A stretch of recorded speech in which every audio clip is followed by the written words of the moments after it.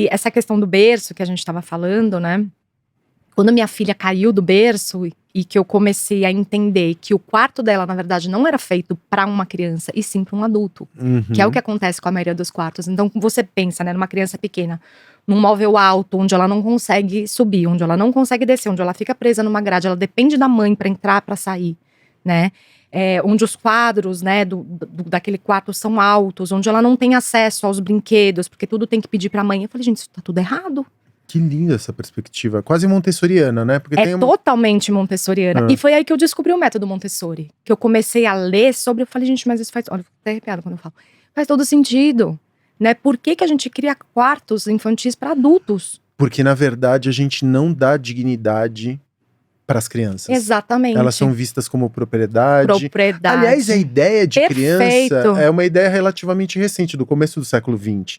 Que a gente pensa a criança como que não como uma propriedade, como dando autonomia. A criança como protagonista, né? Como protagonista. Exatamente. Então vem do século XIX até antes disso, da gente pensar a criança como algo que não é humano. Exatamente. Ou que não tá no campo do humano. Né? E mostrar, nós adultos, a gente tem que dar as ferramentas para essa criança se desenvolver. E não fazer isso por ela. E quando eu li tudo isso, eu falei, gente, isso faz todo sentido. E aí eu montei o quarto da minha filha com essa perspectiva, entendeu? Tudo ao alcance das mãos dela. Então ela tinha a cama baixinha, com 9 meses, 10 meses ela já engatinhava, saía da cama, ela entrava a hora que ela queria. Então ela não tinha aquele desespero. Né? E se caísse, ia cair dali de uma altura baixa. Ela tinha já os livros na altura da vista dela, onde ela pudesse pegar e colocar de volta. Ela tinha a cadeirinha dela, que quando ela fez 2 anos, 1 ano e pouco, ela já pegava aquela cadeirinha para sentar, para posicionar nos locais onde ela queria, sabe? E com isso você vai dando autonomia para essa criança, para ela se tornar até um adulto mais seguro, entendeu? E aí eu falei, gente, isso faz todo sentido. E aí, assim, quando os meus amigos foram em casa e começaram a ver esse quarto, eu comecei a explicar, todo mundo começou a gostar, e foi daí que eu percebi que, falei, cara, isso é um nicho de mercado. Né? E é um nicho de mercado onde você tem… Eu me lembro que quando eu fui montar o primeiro quarto da minha filha, eu não olhei pro preço das coisas direito. Ninguém olha. Até você vai ver, o capitalismo pra mim, na sua essência mais feia, é a loja de brinquedo.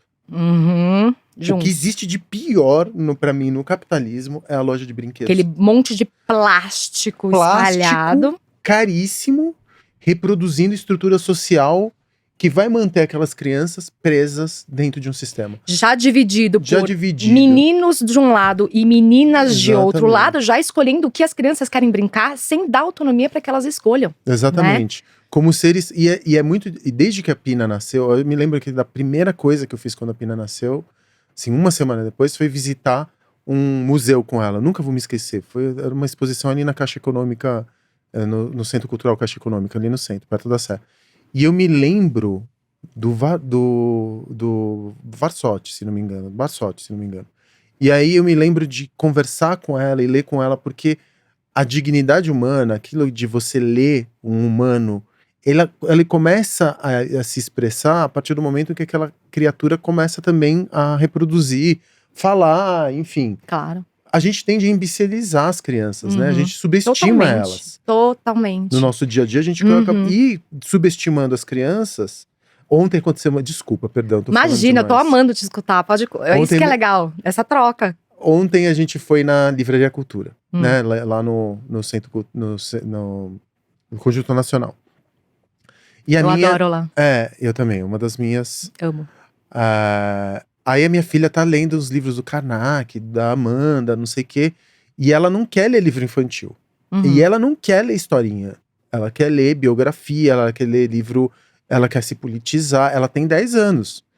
Aí ela falou, pai, vamos lá na Livraria Cultura que eu tenho que encontrar uns… Ela acabou de ler o livro do Karnak ali, e ela falou assim, eu quero encontrar outros livros iguais. Aí ela me sentou numa cadeira ali no Conjunto Nacional e falei assim, vai filha, vai perguntar pra atendente que tipo de livro que você pode.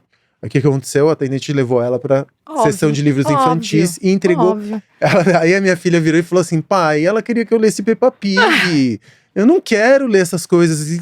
Tinha mais figurinha do que texto. Mas essa imposição é impressionante. E é inacreditável que a maior dor da minha filha é ela não ser tratada como criança. Porque ela sabe que ela é uma criança.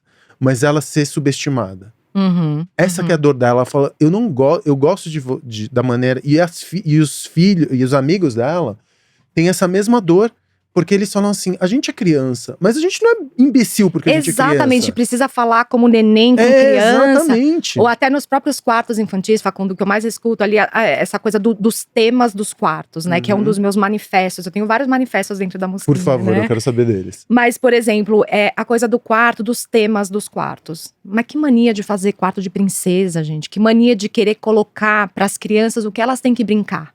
A partir do momento que você faz um quarto de princesa para sua filha com um monte de retrato de princesas ali dentro, você já tá falando para aquela criança que ela tem que brincar de princesa, né? Você já tá criando um ruído dentro da criação dela.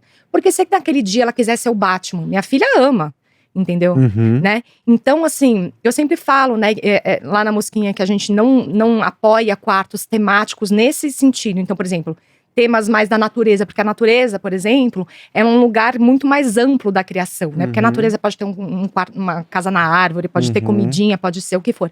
Agora, essa coisa dos temas e dos gêneros também, né? Então, às vezes eu recebo, você tem cama pra menino?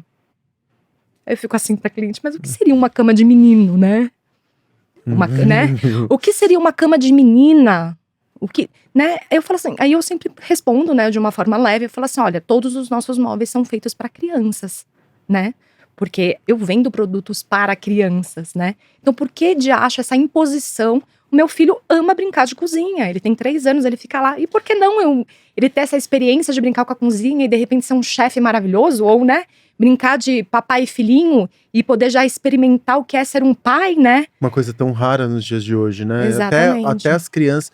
É muito doido isso, cara. Quanto mais eu penso assim, como a gente constrói humanos para obedecerem, para serem, já se acostumarem com a infelicidade. Começa no chá revelação. Agora essa coisa do chá de revelação, do TikTok e do Reels. Eu quero morrer. Eu também. Eu fico vendo, agora tá numas de viralizar chá de revelação. É uma obsessão por você saber que diacho, qual a importância do rosa e do azul. Ai, passa avião, polui, joga plástico, bolha, papel laminado para todos os lados, sempre rosa ou azul. Eu falo, pronto, tá vendo? Constrói no útero o gênero, liga a cor ao gênero. Ao gênero. E pronto, já começa aquela construção social do lugar da mulher.